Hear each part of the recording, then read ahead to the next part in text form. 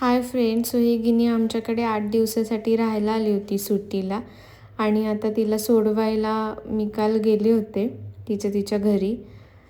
ऋग्वेदच्या मावशीकडे राहते ती.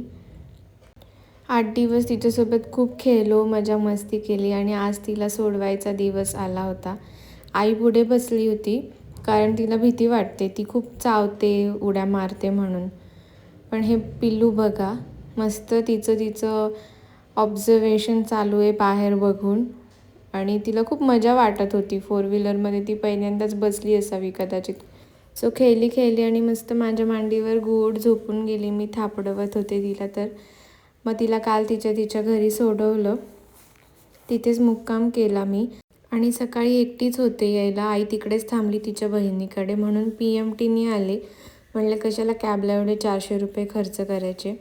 पण द स्ट्रगल बिहाइंड. पावणे 1 तास उभं राहून आले मी आणि हँडल धरून माझे हात दुखून गेले अक्षरशः. खूप वर्षांनी PMTने प्रवास केला मी आज. मग ऋग्वेद स्टॉपवर घ्यायला आला आणि आम्ही घरी आलो आणि घरात येऊन बघते तर ऋग्वेदने घर स्वच्छ आवरून ठेवलं होतं, झाडून फरशी करून ठेवली होती. इतकं छान वाटलं मला ते बघून. गिनीची 8 दिवसातच आम्हाला इतकी सवय झाली होती ना की मी घरात आले आणि मला एकदम घर मोकळंच वाटायला लागलं.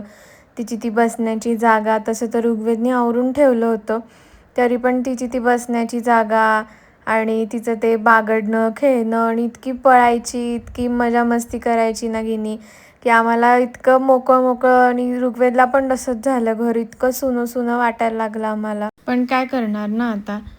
घरी यायला मला दुपार झाली होती आणि ऋग्वेदला आणि मला दोघांना पण खूप भूक लागली होती. भाजीपोळी बनवायला खूप वेळ गेला असता, म्हणून मी विचार केला की आज मस्त एक सँडविच बनवूया, ऋग्वेदचं फेवरेट. आणि मस्त गरमागरम एक सँडविच ऋग्वेदला खायला दिलं, त्याला खूप आवडलं. ऋग्वेद गेला क्रिकेट खेळायला आणि मी मस्त घरी आराम केला. सो ऋग्वेद आल्यावर आम्ही आज बाहेरच खायला गेलो आणि मग मस्त चटरपटर तिथे काहीतरी खाल्लं. आणि हा माझा नवरा कायम फोनमध्ये बिझी असतो.